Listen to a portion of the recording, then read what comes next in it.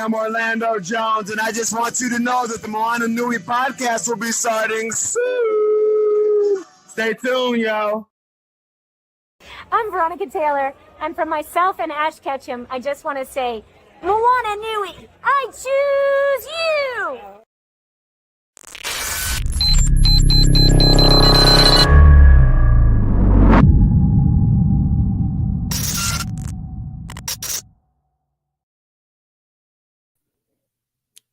Aloha, everyone. Thank you for joining the Moana Nui Podcast. We're so excited to have you join us for our monthly segment with Sue Ann Hong and CAPAW for Develop Your Talent. So we're very excited because this is not only a very commemorative day, uh, but before we talk about the commemorations, for those that are joining us for the first time, let us both introduce ourselves. I'm Dana, the other half of the Moana Nui Podcast, photographer, event planner, et cetera, a whole bunch of stuff. And I'm going to hand it over to my yin to my yang, the Renaissance woman of our time, the founder of the Moana Nui Podcast. I'm handing it over to the lovely, the beautiful Moana. Aloha, everybody. It's good to see you again. Welcome to the show. As Dana mentioned, my name's Moana. I'm a children's book author of the Adventures of Nakoa and Nohea children's book series that uplifts Pacific Islander and Native Hawaiian culture. I'm a publisher here at Burning Spear Comics for the Wildcard Chronicles. And most importantly, I am an advocate for our BIPOC communities. And we're really excited to have one of our amazing partners here with us tonight, CAPAW, Sue Ann, and our Red Cross team. We're really excited to bring part 2 of this race and gender intersectionality topic tonight. The first episode, I can't remember how many months ago we did it, but it was awesome. We're excited to be back. In addition with October. October. So yeah, we're about 6 months out, which is great. And we're also excited to celebrate the 1-year anniversary of our CAPAW segment. Yay! I really hope, I know a lot of people have enjoyed this particular segment for the wonderful pool of resources that Sue Ann brings to the show. I know I, for one, am eternally grateful because this is something that I feel like we don't always get from our, our employers and our 9-to-5s, but it is absolutely critical for us as we develop and evolve into our, as Sue Ann would say, whole of person leaders. So I'm going to hand it back to Dana, and she's going to introduce our panel tonight. All right. Well, I'm going to do a brief introduction for each of our panelists so we can dive in and have more time for them for this discussion.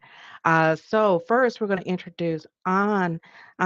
She is a Chinese transracial adoptee, first-generation college student, and privilege-only child, and she emphasizes the importance of intersectionality.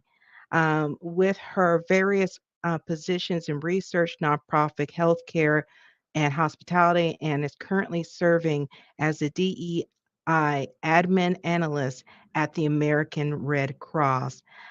She enjoys listening to podcasts, trying new foods, and being in nature and advocating for mental health.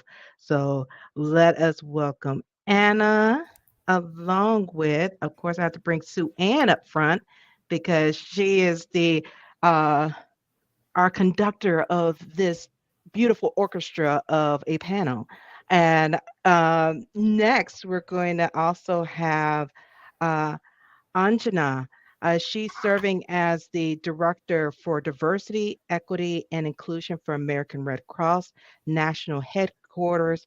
In the last 20 years, she's had an opportunity to work with the International Red Cross and Save the Children US, in which she's worked in 30 countries in the humanitarian and development settings where she's conducted situational analysis, designed and managed programs, developed training curriculum, and also build capacities of local teams. So let us welcome Anjana. And last but certainly not least, uh, we have Juan. He works as the national headquarters of the American Red Cross, especially in the diversity, equity, and inclusion team as a DEI business partner. He is a dedicated DEI champion and dynamic leader, moving the organization forward every day.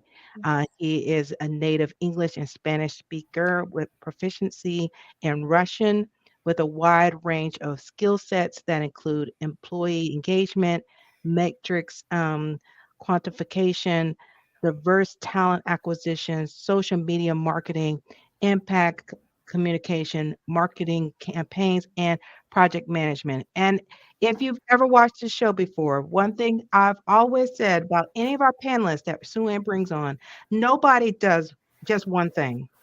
They are doing so many different things and magnificent things. So I'm bringing one to the forefront, and I'm very excited for us to dive into part two of our race and gender intersectionality conversation that we had in October and continue this today. So, Sue Ann, we're going to hand it over to you. Thank you very much. And thank you again for the partnership, 1 year anniversary, Moana and Dana. It's been an amazing ride, and I'm very grateful for us just coming together as community. So thank you both very much for hosting this. To my panelists, Juan, Anjana, Anna, I'm very grateful that we're doing part two. The fact that, the audience said, hey, we need to have more conversations.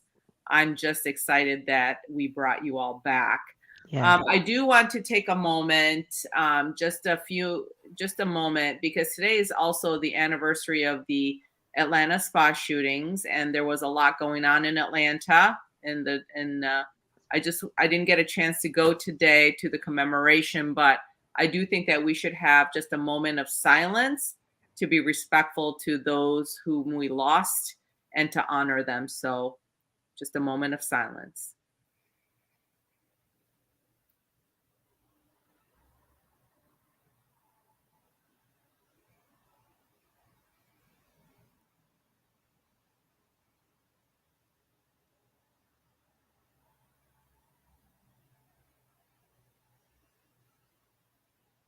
Thank you very much.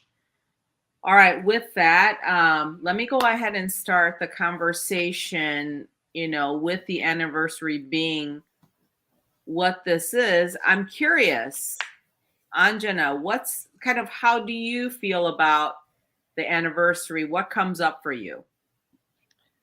Of course, the first reaction is right to feel my heart goes out for the families that are suffering the loss of their dear ones, and to lose somebody like this, right? It's the worst part, because we always have to lose, and it's never easy. But to lose somebody like that to hate is so hurtful. The second thing that comes to my mind is just the polarization and the division that we have in this country and in the world. That's just growing, and it's a life of those 30-second reels, and if we don't like that 30-second reel, we finish it off in 15 seconds in Instagram, right? And so there are no deep conversations. We don't even want to say laughing out loud, right? We want to say LOL, right? And sometimes when we want to take the division away, when we want to take away the misunderstandings and political rhetoric, we need to have deep conversations, and we're losing patience for that. We're losing our ability to actively listen to each other. And I think a horrific event like this really asks all of us to reach out and speak to people and listen to people and really share and interact, and bring back that culture of going out for coffees and teas and maybe a beer, whatever works, right? Host each other and just have conversations, even if they're a little uncomfortable. Be patient with each other and just create and develop that empathy. And maybe we can handle this hate because we all have capacity to love.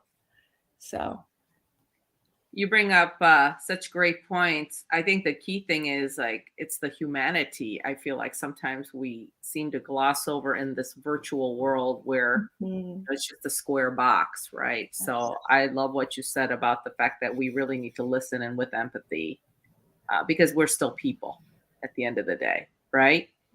So Juan, what about you? Thank you, Sue-Ann. I agree with Anjana. I think the first words that come to my mind is it hurts. It still hurts, right? And I think one thing that I'm still processing and I still try to remind myself of is that, right, while these kind of events happen in our country, it's not a definition of our country as a whole. And I try to not get desensitized every time I hear about a shooting, every time I hear about a large mass killing. And you bringing it up is also very beneficial because it's an opportunity for us to not forget. And it's opportunity for us to do collective healing as well. So I appreciate you just, continuing to bring that up and other instances as well, because it reminds me that we can't forget and we shouldn't forget. We really have to move forward with intention and with trying to make change. So thank you. That's my thought right now. Thank you. Anna. Yeah, I want to say that I also really appreciate this question because what first came to mind for me was I remember this period 2 years ago, and it was around the time where it was like my father's dinner. So I went out, or his birthday. So I went out to dinner with him and then my uncle and then a few of his friends, right? And so part of this introduction is like I'm transracially adopted. So everyone there, like they were all white. And like this conversation got brought up and it was somehow like my uncle said something and he was like, that doesn't have to do with race. Like that person's just crazy, which in itself saying they're crazy, like is a different situation when it comes to stigmatizing mental health. But when he said that, I was just like, are you serious right now? Like you're going to tell me that there's no correlation between this? And then I remember like, I looked at my father because I wanted him to step up and be an ally in that situation. And it was one of his friends actually that said something. I think he's like Italian. And I think that he's like a little bit more cultural because he tries different foods all the times. But he was the one who stood up and said something and was like, of course this has to do with race. Like, of course this is the situation. Like you would be, blind and ignorant not to recognize this, right? And that was, that's what I think of when I think of this period of time. And then another thing that kind of ties into the work that I'm doing or that we're all doing, right, at the Red Cross, is that when I asked him after, I was like, what, like that hurt me. Like, why didn't you say anything about that? Like, why didn't you speak up when you could tell that this is something that I'm passionate about? He was like, I don't want to get political. And one of the core values of the Red Cross is to be neutral, right? And I feel like a lot of people see neutrality as like political or like politics, right? So they're like, we can't take a stance on this because it's political. When it comes to like Black Lives Matter, right? We can't take a stance on this because it's political. But, racism isn't political. Our neutrality is saying to like, besides what your personal beliefs are, we are going to put those aside so we can alleviate human suffering, period. And then it's a different situation when you're thinking like, okay, a disaster happens. And then after the disaster, you look at the data. I don't have the data specifically, right? But you look at the data and then you say like, white communities have the opportunity to, like after a disaster, they recover quicker, right? More resources, whether that's like financial resources or people. And so it's like one thing to say, look at it that way and then say, okay, and then communities of color, they don't have those same resources. So we're going to adapt our mission to be more equitable in how we're serving, right? That's not political. That's just, being equitable. That's just neutrality as it all. And that's why like our team is here. So that's one of the things that I was thinking about when this question brought up. That's why I was like, I really appreciate you bringing that up, Sue-Ann. And I'm sure that Juan and Anjana can talk about this concept of neutrality within the Red Cross a lot more. Like, I think Juan gave a presentation on this the other day, last week, or maybe it was Anjana. But I was going to say Anjana is the principals of the Red Cross. She's the expert here. She does full presentations on it. It's absolutely amazing. Yeah, so you have the right people here for that. But that's what came up for me. So that's why I appreciate the question. So, I come at it from a personal perspective and also from an organizational perspective. From an organizational perspective, we had the same concept of neutrality. And so our mission was, to build whole person leaders, one person at a time. But when we really start doing the theory of change work, we realized it's like we kept asking why are we doing this work? So it ended up where we actually changed our mission statement because of that, which now says CAPAW invests in AA and HPI and women of color, and we build personal power to fight against systemic racism for a more equitable future. Now, in the past, we would have cringed back and said that, is that political? And I'm like, racism, salary gap, bringing people to equity, that to me is like, that's obvious. Like that, you don't need to be political for that to be, like, do we all agree racism is not helpful and it's not healthy? It's, damaging, it hurts. Yes. So I think even though you can say we can be apolitical, that whole conversation I thought was really interesting to talk about driving equity, which is not necessarily equality. So that's one thing. And then I was thinking about my experience on the MARTA and the fact that I got harassed by a man that was on the train who kept calling me Chinese and then started harassing me. So I remember having that experience thinking he has no clue what I do.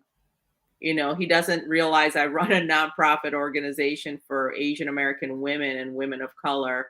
And here he is giving me a hard time thinking I'm an immigrant, I can't speak English, that I'm Chinese, all these assumptions. And then I was like, what do I have to do to, handle the situation, knowing all these people around me, they turn the other way. So that's what made me think of today and the fact that we have a long way to go for allyship, when in the moment, when people turn their heads, they don't step in to help, we've got a long way to go. So that's kind of where my mind went. And so I'm, when you say one, it hurts. It hurts. And so I'm glad you're all here to have the conversation around, race and gender. I think this is an important conversation we need to continue to have. So let me ask about, from a broader perspective around race and gender intersectionality, what does that mean to each of you? When I say intersectionality, and it could be race, gender, plus other diversity, what does that mean? I'm going to start with Juan on that one. Well, for me, I look inside first, right? And I think of my own diversity, and I try to leverage my diversity as a strength and view it as a strength. Of course, looking beyond just race, gender, sexual orientation, and looking at other dynamics, but race, gender, probably even sexual orientation are things that immediately are seen. And I recognize that. I think in our last podcast when we were talking, I mentioned that when I think about race and gender specifically, I refer back to myself and have to think about my own privilege. And in thinking of my own privilege, how can I serve as an ally for communities that, don't hold that same privilege or are probably underrepresented? And when I was thinking about the question and I was reflecting on it, I was thinking to myself, well, what does it mean to be an ally? And then, because we use that word a lot, but like, what does it truly mean to be an ally? And then I was thinking about, right, if we could share what it means to be an ally, we can share that it means to take action, right? Not just by words, but how can you advocate for people? I think about in the workspace, even for myself, having strong mentors or strong advocates that if you're not in the room, they're still uplifting your name in front of others, and how important that is for your own professional growth, and career growth. Or, you know, just folks that will just be honest with you, right? And will understand you where you're at, but will be honest to what you can work on and won't sugarcoat it, right? And that sometimes that honesty, it goes a long way. And I've had such strong mentors in my life, allies as well, that have just advocated for me, that have also seen the potential in me to grow, and to serve as a leader. And as I reflect on that, you know, I think about, okay, now what can I do? Right? And how can I look at my own diversity, my own privilege, and help others as well? Right? And so I know I hold privilege as male, and, you know, I was just so happy to serve as a moderator, you know, on one of your panels, Sue Ann, for the CAPAW Women of Color Conference.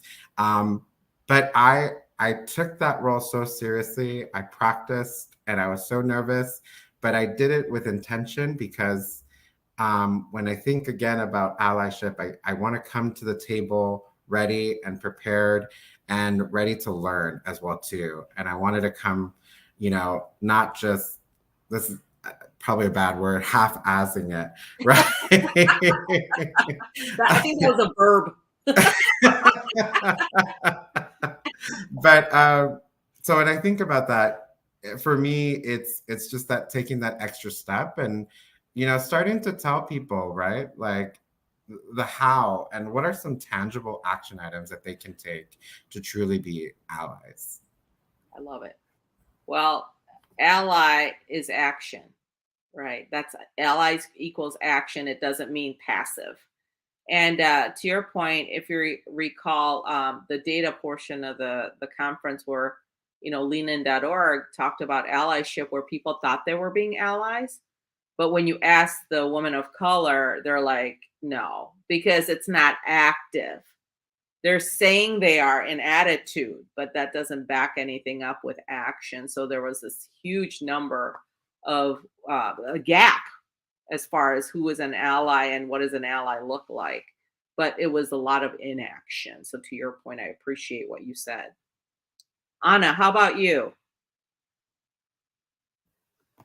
Yeah. For intersectionality, I say it's really like all of your parts coming together, and you don't have to choose, right? We live in a dichotomous society where it's like one or, I'm guilty of this too, right? One or the other, right? You're man or woman, day or night, right? But there's really this full spectrum, and multiple things can coexist at the same time. So that's what I think of when I think of intersectionality. And then for me, like the main thing that I think of is the financial privilege and like the education privilege that I've like been granted, because a lot of times if I'm thinking about someone, I'm like, why don't they understand this? If it has to do with like DEI or something, they didn't have the education, right? They weren't privileged enough to be able to go and learn these concepts. They're in survival mode. They're living this like day to day. They don't have time to process and reflect and think about that. So for me, like financial privilege and then education status, like are top things when I think of my privileges. Like that's always the first thing that comes to mind, because I was like able to have those opportunities. And then when I think about bringing this back to like personal experience again, I spoke about this a little bit before, and I was in this class once, and I remember I was speaking with a professor, and it was like about intersectionality. It was a while ago though. And we had these note cards, and it was a small class. So it was like very, very collaborative. And I wrote on a note card, and it was like, put something that you're like afraid to admit or something. And I put down that I was like, I feel like I'm not Asian enough because I don't know about my Chinese culture. And then at the end of the class, she went up and spoke with me, and she was like, you don't need to know. Like, I felt like I needed to have the whole like Chinese empire, like have all their knowledge like on my shoulders. And when you're like, I was remembering also at the Women of Color conference, there was someone there, and she was a Black woman, and she was saying she was so excited because it was her first supervisor as a Black male, right?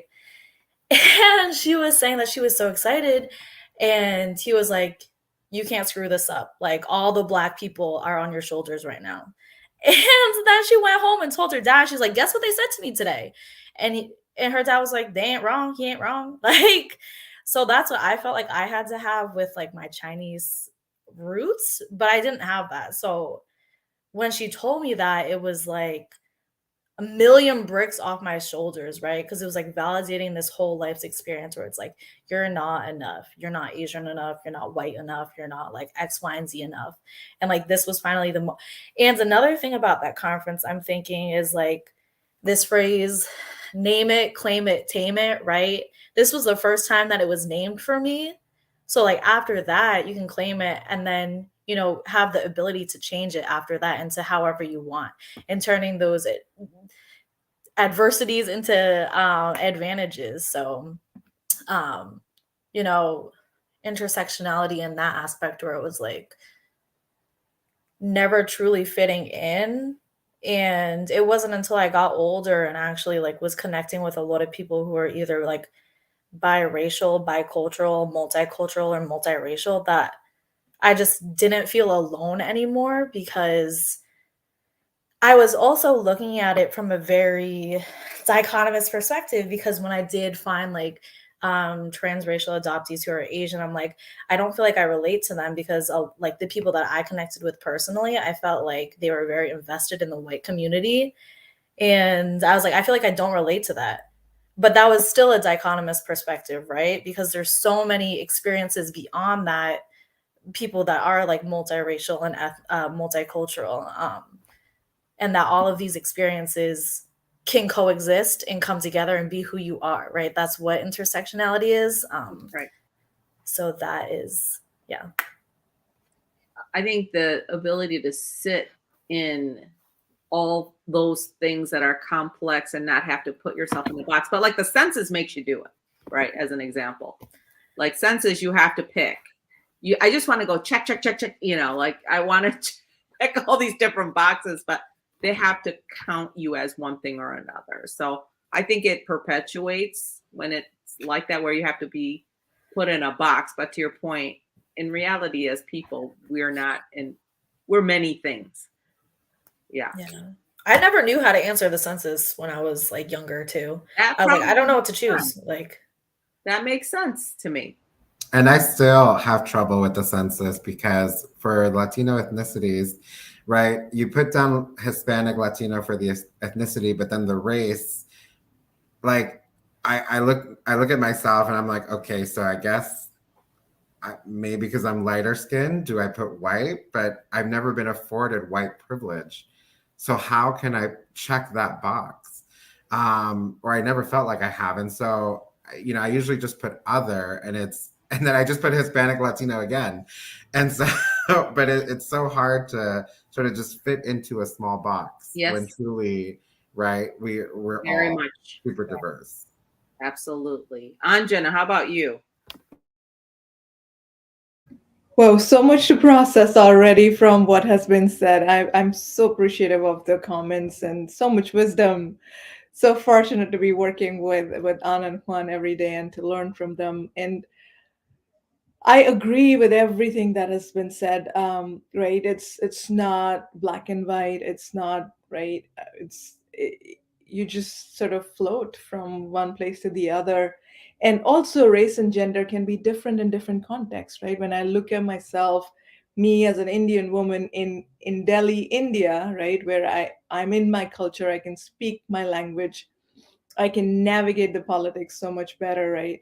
I can say a joke and people will laugh, right? That joke will not translate into English, American English, versus the same Indian, right, woman, Indian origin, Indian American woman here in America, right? The when you add the intersectionality around immigration, add the intersectionality around English not as a first language, add the intersectionality around culture and how we behave and what humility means in my culture versus how it doesn't work very well with the confidence that Americans like to see in a leader, right?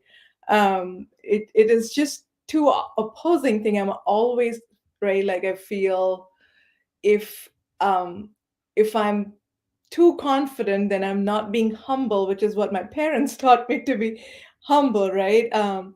Don't ever praise yourself, let the world praise you, your work, you keep doing the work. It doesn't work in this context anymore. So all of those, I feel that there is race and gender and those pieces, and just like Anna said, I feel I move on the gender spectrum depending on the day and depending on where I am and what I'm doing. Race in terms of, yes, I was born in India, but am I really still exactly the standard Indian woman, if there is one, right? My husband's Puerto Rican, so for the Puerto Ricans who are listening, or if they will listen in later on, yo soy casi boricua, pa que tú lo sepas, right? So I speak Spanish, I've lived there, I cook Puerto Rican food. So the ethnicity mix there. So all of that is, right, you kind of, when you feel connected with the humanity, you float amongst a lot of these identities. And as you're floating through those identities, which context you are in, it impacts, right, positively and negatively. And that is what I think about when I think about race and gender, to not really assume, right, as you're meeting a package, what meets your eyes, right? Always go beyond that skin color, that accent, that language, that clothing, right? And try to connect at the end of the day with the soul, right? Heart to heart and human to human. Because yes, race and ethnicity and gender and a lot of those identities play very, very important roles, from the privilege but also vulnerability side, right? um, and we have to be sensitive to that, and we have to learn, we have to see what it means to me, but at the same time always be willing to go beyond that, because there is something deeper, that, right, that there is a lot more common across all of these different variations and diversities amongst human beings. Anjana, you're making me think about this like sliding scale of floating, like, it's not this boxes, but it's just kind of sliding in these gradients of different things. And we're so many different things, it's hard to pinpoint. And I feel like identity is very personal. Mm-hmm. And it's very personal. And when I think about it, it's the answer to the question of who am I? And so what? So like when I think about identity, I'm like, I'm a daughter of, a South Korean immigrant, her name's Inja Hong. And like that's how I start my identity versus, any particular box or ethnicity. It's about, I'm a daughter of, I'm a, I come from here. This is how I grew up. Like, that's how I look at identity more now. And so it's more about my background and like leaning into that, as if things get turbulent on the outside, I lean heavily into who I am. And that keeps me kind of solid and grounded in answering that intersectionality. So I look at that a little differently now than I used to. There you go. Yeah. That's good. Yes. Absolutely. So I love it. So Juan, you mentioned a little bit about your, the fact that we had the 2023 Women of Color Conference in Houston, Texas. And by the way, everybody, the theme of it was Unity, a future forward for women of color. And, so Juan represented like 0.1% of, in terms of representing, all these multicultural facets of himself at the conference as a moderator. And by the way, in the B2B, B2C supplier diversity side, so like entrepreneurship, so another dimension, right? So tell me about your experience there and just kind of what did you learn? Oh, I learned so much. So before I even, spoke to the panelists who were absolutely amazing, Amy, Dr. April, Deidre, I talked first to Tracy Backus, our Director of Supplier Diversity, because I wanted to understand from an organizational perspective, right? When we're working with diverse suppliers, and we want to give advice and feedback and how to do business with the American Red Cross, what are some tangible points that, folks can take away or try to understand, right? And marketing goes beyond just an ad that you see or a promotion that you see. You yourself are marketing your company or your organization. Sue-Ann, when people think of you and CAPAW, they're thinking of a force, right? Like your name is associated as a force. And it's absolutely amazing because people rally behind you and your own personal brand is amazing and powerful as you move forward. And so, we wanted folks to sort of have that realization, right? That they themselves, their own personal brand is also associated to their, company or their own entrepreneurial brand. But also, right, like being honest with yourself, taking care of yourself, and then some, tangible items and action items such as, understanding, cost models or your pricing models, understanding, your capacity to do business, right? If you can say yes, but if you're truly working for an organization like the Red Cross, and when we have a disaster and we need, let's say, I don't know, however many like kits to be pushed out, and then your company, will go under because you just weren't able to, do that, right? Provide that service because you just didn't understand the company that you were working for, doing business with. And so, I felt that what resonated with folks was, this ability to just understand themselves and understand the speakers and relate to the panelists that were there. At the most just common level. I mean, I loved Amy just coming out. She was just a burst of energy. And she didn't hold back even on her language, right? Not trying to be formal, wanting to just, speak in the language that she felt comfortable in. And that resonated with folks within the conference as well. I heard a lot of comments about that too, and how that was powerful. And so I guess the last thing I would say too is that, right, I always want to lead people to opportunities. So like even in that moment, I gave Tracy Backus, who was there at the conference as well, I gave her a heads up. I said, hey, I'm going to give you a shout out to let folks know in the room that you're here, so that if they do want to go talk to you, right, that you are here and that, you're the direct line, right? And so Tracy was like, okay, yes, perfect, Juan, perfect. And then once I mentioned that on the panel, and then Dr. April mentioned that $100 discount, right? Folks got excited. I felt folks were like, oh, well, this is tangible, right? Like this, I see something here. I'm not here just to be lectured to, but I'm here to be given an opportunity.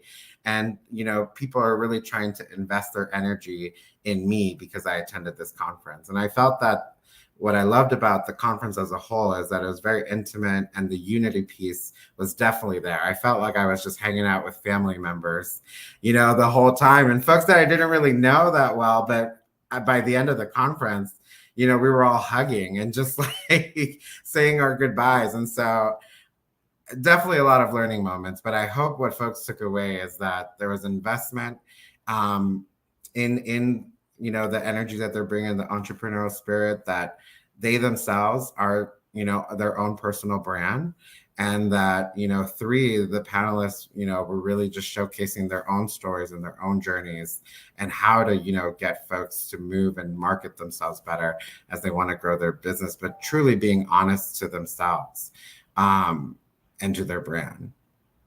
I love that, Juan, because I would have never, until I started working with the American Red Cross on the NDAC, the National Diversity Advisory Council, I didn't know half of the functions of probably the American Red Cross. I did not know they were, focused on supplier diversity. So like, this is a good example of where I think it showcased a little bit about what you offer as a service to people and to entrepreneurs and those who want to work with the American Red Cross. And I love the fact that you open that door and not only help to educate, but there's like something they can actually grab onto and say, I can do this.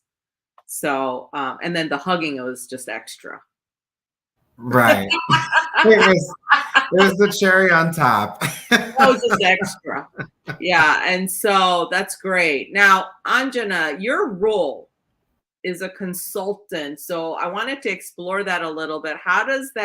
What does that mean for your internal customers at the American Red Cross? And what are the things that you consult them on around DEI? Okay, so yes, I have a team. So not just me, but I have Juan and I have Rachel, who we all serve as consultants. A term which actually, and I know my boss Adrian Alberts is listening right now. I had some issues with that when I first got that title. Like, what is that consultation, right? Consultant is somebody outsider. They don't have their skin in the game. They come and they tell people what to do for a really big amount of money, and then they go away. And I'm like a hardcore Red Crosser, and I feel like I feel so passionately about everything we do, especially when we touch our not touch the people that we want to serve, because I feel every time I have served somebody, I feel like I'm the greatest beneficiary. So I don't like to use that term for the people that we serve, because it's a privilege to be able to serve. Coming back to my role, I think even though it's called consultant, we do a lot of coaching for our leaders, calling in versus calling out, right? Lots of times there are sensitive issues where you could probably, you're tempted to say, maybe you shouldn't have, right? But then that's the time when you really bring them in and with compassion coach them. And right, sometimes you're looking at their data. So we're really becoming data driven in the diversity, equity, and inclusion sphere also, again thanks to the leadership of Adrian. So we now have our workforce diversity dashboard, so a leader can actually see what their organization, right, 100 people, sometimes 20 people, 5 people, but what their team looks like in comparison to the EEO, equal employment opportunity data, right? So who should they really have on their team? So our team will help leaders to look at that data. We also do engage survey, where we see how people are doing with their teams, how engaged their teams are. So once we get their annual survey back, or if it's a biannual pulse data, we look at that and we help them to kind of figure out if there's any action items that they need to do. There's a lot of advice, hand holding sometimes. Sometimes it's also patiently waiting for a leader to say yes for a meeting because they're just too busy and DEI is not their priority, and then come back and just went with Adrian or with Juan and Rachel.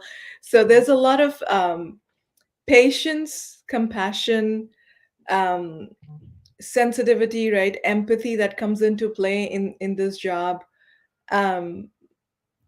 Sometimes it's just a matter of like this, right? Dress up and go and present on a concept and come back after there's a nice applaud and a nice thank you email. Sometimes it can be that easy, and sometimes it can be as complicated as actually collaborating with our human resources because there's something really interesting has happened, and you have to provide some very serious guidance to a leader. So it's a whole spectrum. Looks like spectrum is the word of the night, but it's like a whole range of things that we do.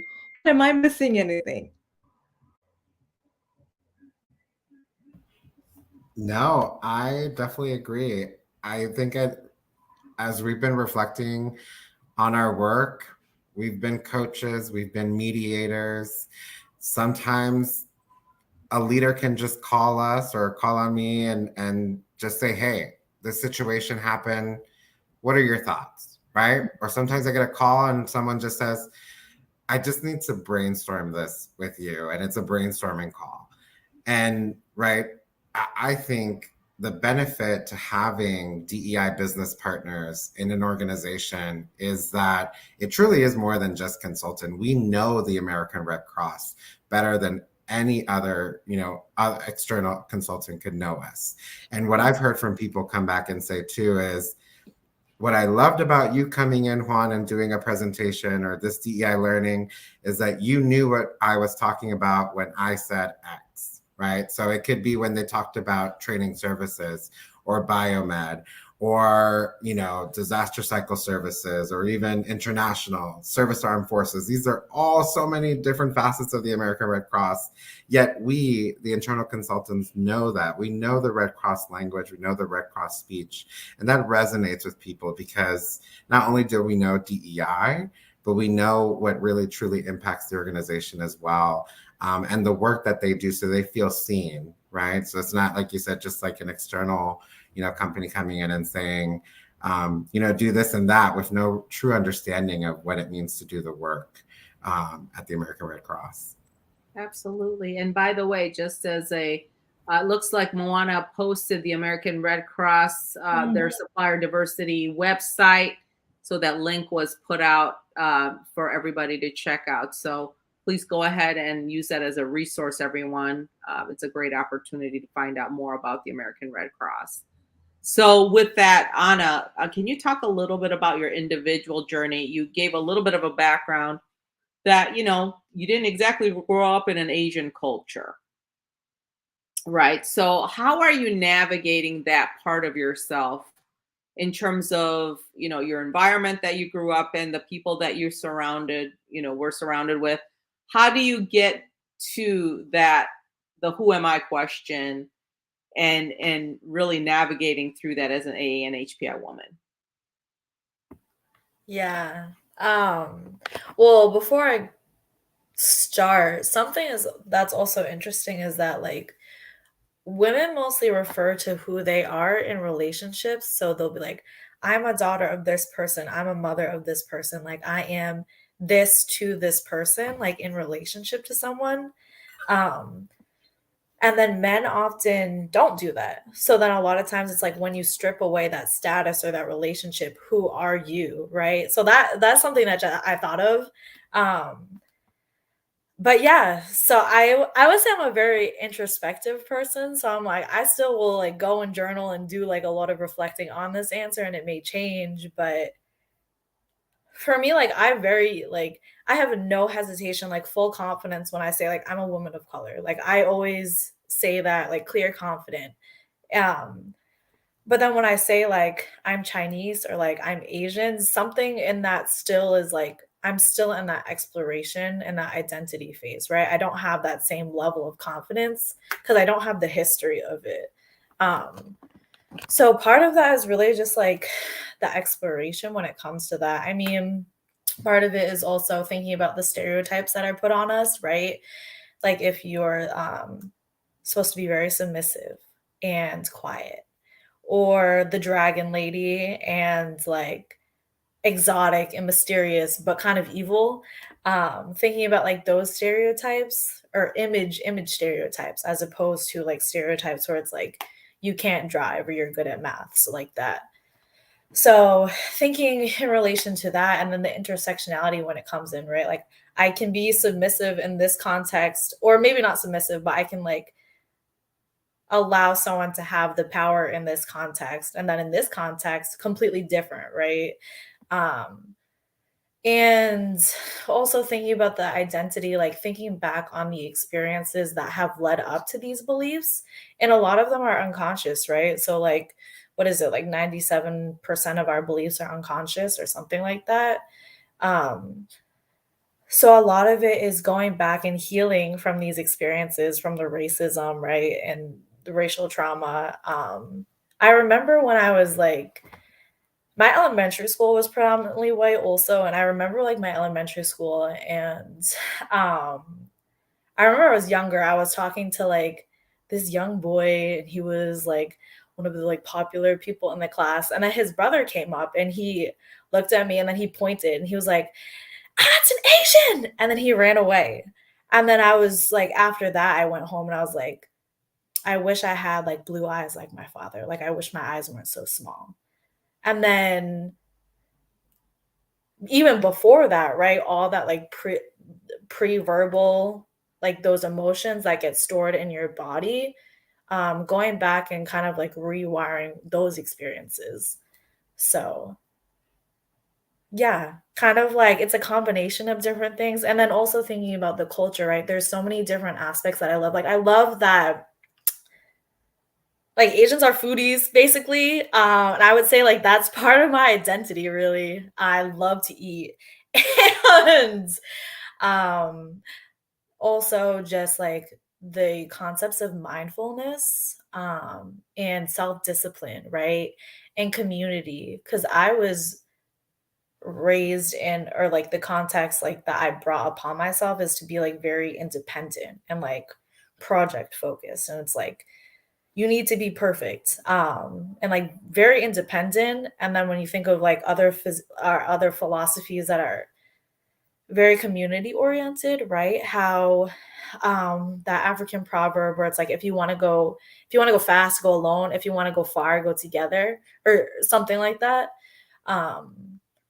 So yeah, I think it's like it's a combination of a lot of things. I love that. And of course, I didn't expect short answers from any of you because, you know, this is a deep thinking group right here. So from that perspective, you know, with all that we have going on in our world, we all need other people to lift us up as well. So I was curious on who is your role model that you follow, and tell us a little bit about what are the values that you learned from that person. So I'm going to go backwards this time. I'm going to start with Anna. Yeah, I was thinking about this because I feel so blessed that I've had so many mentors, which is also a big privilege when you think about intersectionality, right? Because I was raised in an area where I can have mentors as opposed to an area where like people are rooting for your downfall. So I'm so blessed for all my mentors. And I shouted out one of my mentors before, Juisa, who was my first mentor, who's a woman of color. She was also biracial. And I was thinking, like, I want to shout at Adrienne, who's our supervisor, as my mentor. And she knows that. But I was like, let me expand it to my whole team, right? Because I could go on about Adrienne, but I think our whole team also is such a mentor or role model, right? I also learned about the difference between mentors, role models, and sponsors, which I didn't know there were differences in. But my whole team is really such a role model to me in so many different ways. Like everyone has their superpower. But I would say the main thing that I learned from this team is how they're people leaders. They prioritize people over projects, right? So they're always prioritizing the relationship. And something that Dr. April Day said during the panel, she was like, build relationships that are transformative, not transactional. And when I think about things before, like I'd be like, I need to get this project done. I need to make sure that I meet all the deadlines. And then like, when you think about mentorship, it's also, or role models, like it's not just professional, it's also personal. So like a lot of that was stemming from my adoption when I was like, I need to be perfect, or subconsciously I'm like, I'll be given away, or like something bad will happen because of that. Because if I wasn't before, something bad happened, right? And they teach you just to like put the people first, like have so much empathy. And then everyone on the team has a superpower, whether it's like Rodney's communication skills, Leah and Farshid with their, data analytics. Like I could go on about everyone. And then I also have to shout out really quickly one of my friends, Vicky, because I know that she's watching right now because she sent me a picture of me on the TV screen right now. We're all on her TV screen. I was like, I hate you. But I have to shout her out because she really has been such like a role model for me And when it comes to thinking, like, we're the same age, so I think that we're role models for each other, because has really just been here with me throughout this journey. And I think that's something that's really important, that is like that non-judgment piece. So I like that has been really critical for me. So I want to say, like, my whole team, and then shout out to Vicky because I know she's watching. I love the personal shout outs. I love that, because you do need, I think, many times, many different mentors, role models, sponsors. It can't be just one, because, you know, everybody brings different strengths to the table. So I love that. Juan, what about you? Who's your role model? Wow. Well, first I have to follow Anna's speech right now. And like, now I feel like I'm like, oh, because I really do truly believe that we have a great team. And I love everyone on the DEI team at the American Red Cross. And I also agree. It starts with Adrienne. She's a wonderful leader. And it trickles down. And I feel that folks feel that from us too when they engage with us. Hopefully they do. But I went a whole other route. I go to my roots. I always go to my roots. And as corny as it may seem, as repetitive, I think, as folks may think it might be, I go back to my mother and my father as my role models. I shared at the conference a story about how my mother advises me to deal with my depression by cleaning. And I shared that story because I think as we talk about, depression, or we talk about our health, we tend to go more the medical route and sometimes forget the wisdom that's passed down to us, whether it's culturally or even through our families, and finding ways to intertwine that, right? And so even recently, I was reflecting on my mother and my father, and this quote that my mother would always say to me about her children, which she has 3 sons, me, myself, and my 2 brothers. And she would always say, look at my hand, like the fingers are different. They're not the same at all. Yet, right, the function of the hand works together. And I was reflecting on that because I'm like, when I think about diversity, you don't have to go far. Look at your hand. If you have a hand, look at your hand, look at your fingers and see the differences. And then, see what the function of the hand is, though, to help you, to carry things, to shake someone's hands, and to think reflectively on that. And that kind of wisdom, when I think about it, deep in my heart, deep in my soul, I'm so appreciative to my parents for just instilling that in me. And I hope that I can just carry that and share those messages out to others in the future. I love that. Your parents were very wise. Your mother sounds amazing.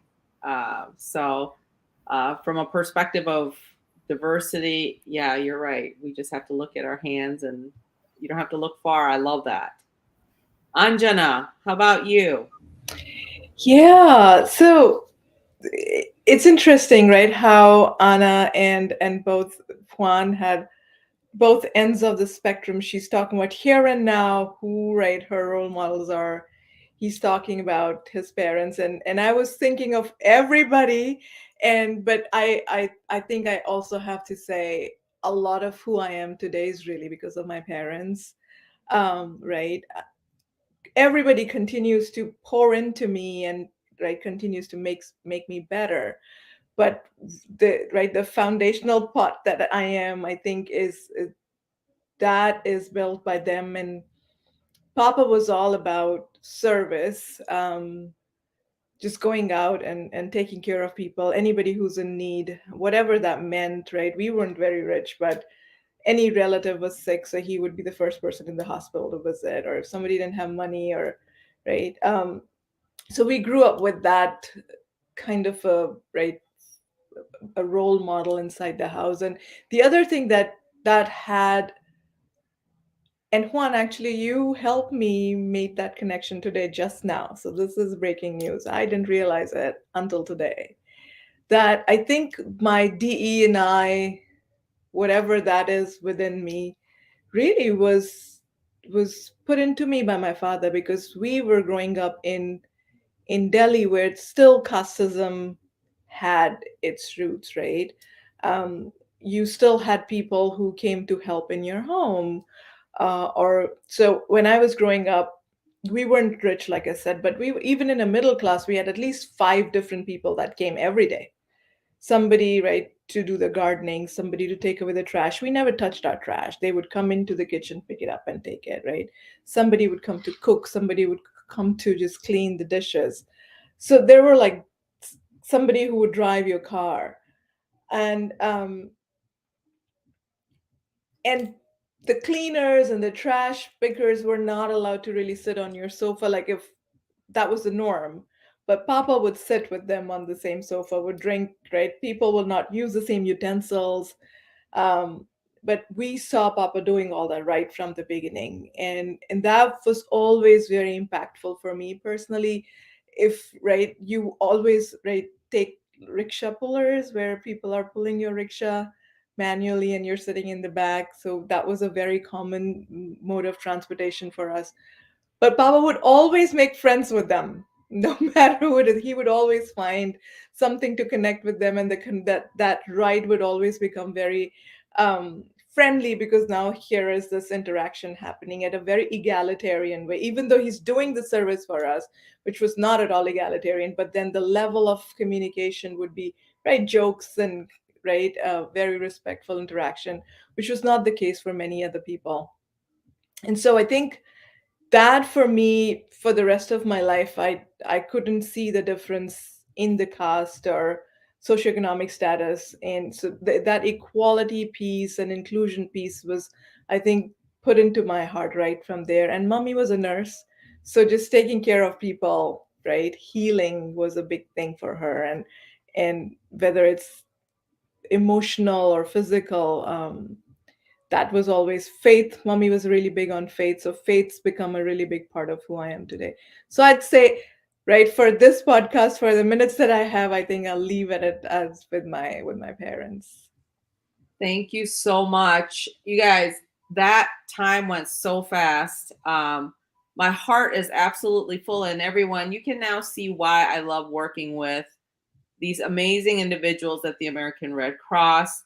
I basically adopted myself over there. Adrian, I know you're on the line, but you know what I'm talking about, right?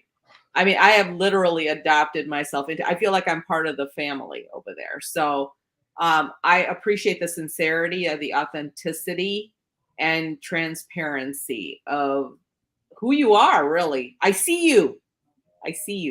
And that's what this whole conversation was about, was the ability to see the person, the human, the leader, all these different aspects of the person, and appreciate them for who they are, what they bring to the table.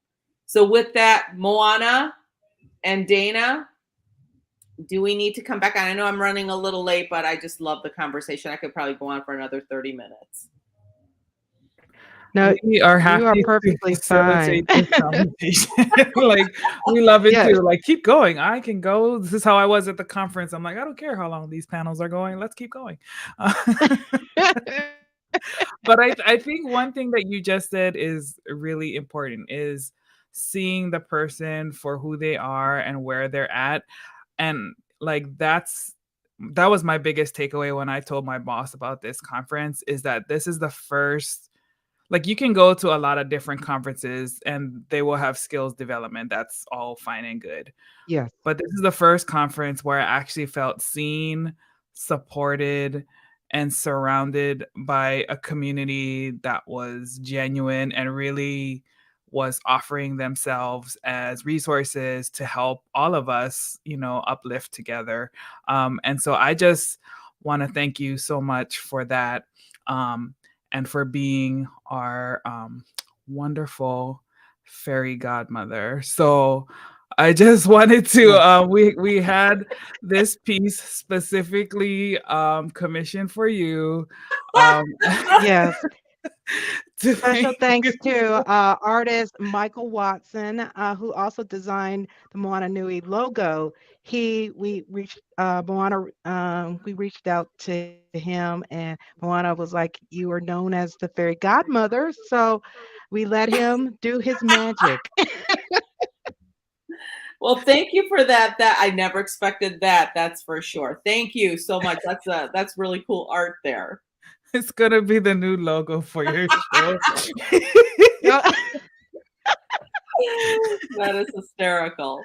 Thank you so much.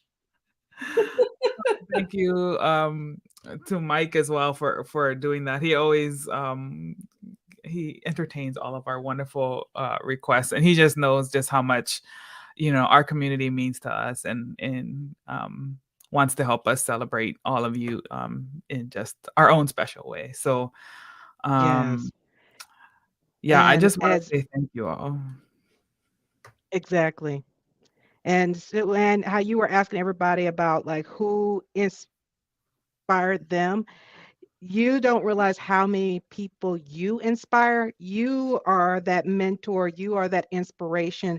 You give people that I can do this too, seeing all the stuff that you do, putting this conference together that everybody was talking about, uh, doing this segment, on our show to connect to so many people that are in other states, other parts of the world to watch these conversations of how to develop your talent in so many different ways. And then you have CAPAW and so many other elements that you partner with, NAP, and so many others that you continue to be this beacon of light for so many. So, many, many, many kudos to you. Thank you so much. I appreciate the support so much in the partnership. Absolutely. Alrighty. Well, I guess thank you all so much. Please, guys, if you please look up these speakers, support the work that they're doing. Definitely check out the link. Again, I'll put it up on Red Cross's new supplier diversity website. Take a look at that, see how you can get involved, or if you know someone who would be serviced by this wonderful opportunity, please share it with them. And of course, if you like this episode, please share it, like, and subscribe to the channel so that you don't miss out on any more of these conversations. And you can also get caught back up if this is your first time. We have a whole year of content for you. So there's Yes, lots of value on our show. So, and we want to thank CAPAW and Sue-Ann and our wonderful Red Cross team here for being a part of it. exactly. Yep. And of course, anybody watching this on the replay, if you want to watch any of our past episodes on the Moana Nui podcast YouTube page, you will find a professional development channel that is on our page that you can watch all the episodes there. If you're watching from the Agents of Geekdom network, you'll find the Moana Nui podcast channel on the page. Just go there. You'll see all our past episodes for our Develop Your Talent, but then all of our other episodes for our interviews, our guest interviews from different conventions, but even our mental health conversations and so much more. So definitely like and subscribe either on our Facebook, YouTube, Twitch, or Twitter. That way you can also hit that notification button so you get notified when we're going live so you don't miss any of the episodes. Yep. And so with that, oh, Sue-Ann wants to take a picture. Everybody smile.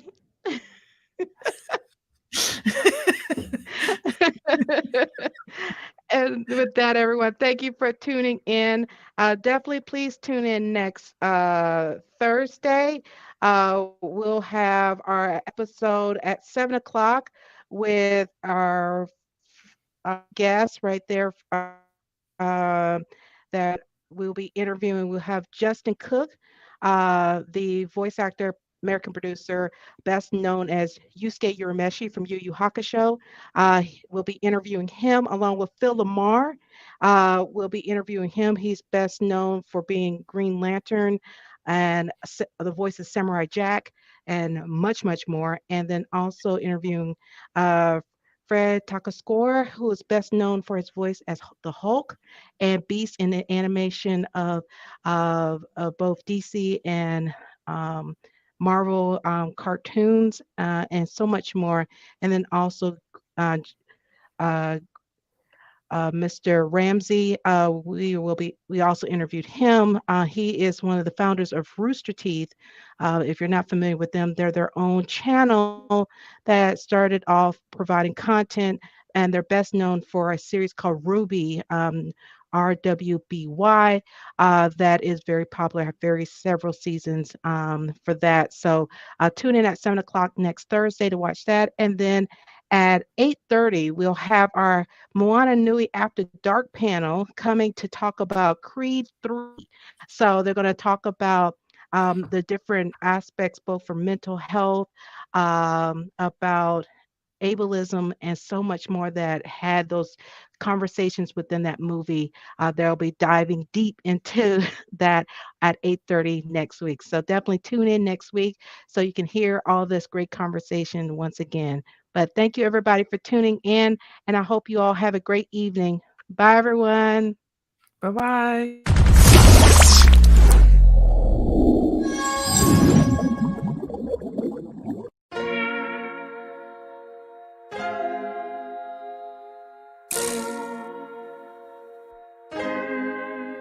So many stories left to tell, even if we have to ourselves. Can't keep history on the shelf. If we won't tell it, we will. If this the land of the free, was a freedom then, when they annexed Hawaii and called it cedar lands, without any type of payment and no signing off. Called themselves the Republic in 1894. 1.2 million acres overtaken from the native Hawaiians. When they resisted, the West retaliated in violence and erasure. The Hawaiian language is banned as part of colonialism's plan to expand, Stuck between a rock and a hard place. Multiple bombings of Kaho'olawe as a part of their ongoing war with Asia. Used it as a place for target practice. No consent or compensation. Colonizers call for annexation. No regard for all the locals. School will never let you know. So many stories left to tell, even if we have to ourselves. Can't keep history on the shelf. If we won't tell it, we will. Too many stories left to tell, even if we have to ourselves. Can't keep history on the shelf. If we won't tell it, we will. We will. So if we put Hawaii into perspective, well, Black and Asian history is interconnected. Considering the fight with the Pacific, then of course versus Asia, they was treated as a middleman for war, but didn't let the Western colorism run its course. Cause dark skin was a sign of dignity to core. The land was taken in the name of capitalism, when prior to it was an actual kingdom. Clap back at the system. Stuck between a rock and a hard place. Multiple bombings of Kaho'olawe as a part of their ongoing war with Asia. Used it as a place for target practice. No consent or compensation. Colonizers call for annexation. No regard for all the locals. School will never let you know. So many stories left to tell, even if we have to ourselves. Can't keep history on the shelf. If we won't tell it, we will. Too many stories left to tell, even if we have to ourselves. Can't keep history on the shelf. If we won't tell it, we will. So many stories left to tell, even if we have to ourselves. Can't keep history on the shelf. If we won't tell it, we will. Too many stories left to tell, even if we have to ourselves. Can't keep history on the shelf. If we won't tell it, we will. We will.